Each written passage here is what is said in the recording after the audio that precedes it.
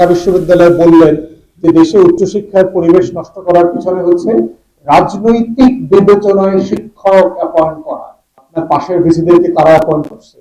ধান কাটা ভিসিদেরকে কারা কারা লাগাইছে খেতে?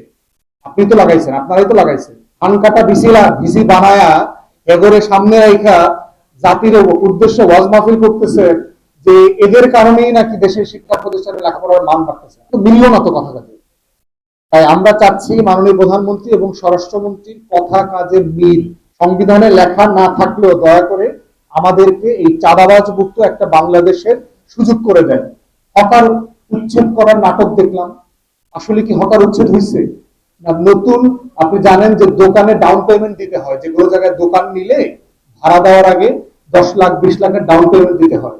এখন বর্তমান হকাররা তো অলরেডি আওয়ামী লীগকে ডাউন পেমেন্ট দিয়ে রাখছে। ডাউন পেমেন্ট দেওয়া হকার তো আপনার দিনে 100 টাকা দিবে, ও তো আর 20 লাখ টাকা আপনারা এখন আর দিবে না। তো হকার উচ্ছেদ হয়ে কি হয়েছে, এখন নতুন চাঁদাবাজদেরকে আবার নতুন করে ডাউন পেমেন্ট দেওয়া লাগছে। ওই যে চক দিয়ে আইকা দিছে দেখছেন না, এটাও এখানে আবার 5 লাখ 10 লাখ 20 লাখের ডাউন পেমেন্ট দিয়েছে। 20 লাখ ডাউন পেমেন্ট দিয়ে এখন আবার নতুন চাঁদাবাজের চুক্তির উপরে ভিত্তি করে আবার বসানো হয়েছে। আমরা শুরু থেকে বলেছি যে এই উচ্ছেদ প্রকল্পের নাটক আমরা বহুবার দেখেছি এই সোনার বাংলায়, লাভ হয় নাই, ওয়ার্ক করে নাই। কারণ এগুলো আপনার আন্তরিকতার সাথে করেন না, এগুলো সমাধান করবার জন্য করেন না, এগুলো চাঁদাবাজিকে মাথায় রেখে করেন। হুটহাট করে জনগণকে দেখাইলেন, বুঝাইলেন, হ্যাঁ আমরা রাস্তা পরিষ্কার করছি, জনগণের হাঁটার পথ সুন্দর হয়েছে, পরিষ্কার পরিচ্ছন্ন হয়েছে, এই সেই হ্যান ত্যান। 3 দিন পরে নাটকের স্ক্রিপ্ট পরিবর্তন, আগের সবগুলো ভুল ছিল, ভুল সবই ভুল। অতএব সেই বাস্তবতায় আমরা সরকারকে মনে করিয়ে দিতে চাই, আহ্বান জানাচ্ছি যে আপনারা বারবার যেই ভুলগুলো আগের সরকার করেছে একই ভুলের পাতা ফাঁদে পা দিয়েন না।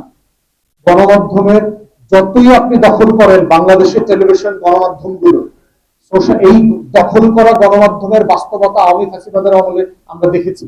আমাদেরকে ওনারা কাভারেজ দেয় নাই, না দেওয়ার কারণে কিন্তু গণ অভ্যুত্থান হওয়া বন্ধ হয়ে যায় নাই। সোশ্যাল মিডিয়া, সাংবাদিকতা, আপনার সিটিজেন জার্নালিজম যেটা ডেভেলপ করেছে, তাদের মাধ্যমে নতুন করে এই সাংবাদিকতা রাষ্ট্রের বিভিন্ন জায়গায় ছড়িয়ে পড়ছে, ঠেকাইতে পারবেন না আপনি। অতএব যারা বোধ করছেন যে টিভি দখল করে, টিভির ওই সিইও পদ দখল করে, টেলিভিশনের চিফ এডিটর, অ্যাসাইনমেন্ট এডিটরে আমার লোক বসায় আপনি গণমাধ্যম নিয়ন্ত্রণ করবেন আর আপনি দুষ্টামি করবেন, কেউ জানবে না, ওই জমানাতে আমরা আর বাস করি না। এটা আগের আমলে ওয়ার্ক করে নাই, আপনার আমলে ওয়ার্ক করবে না।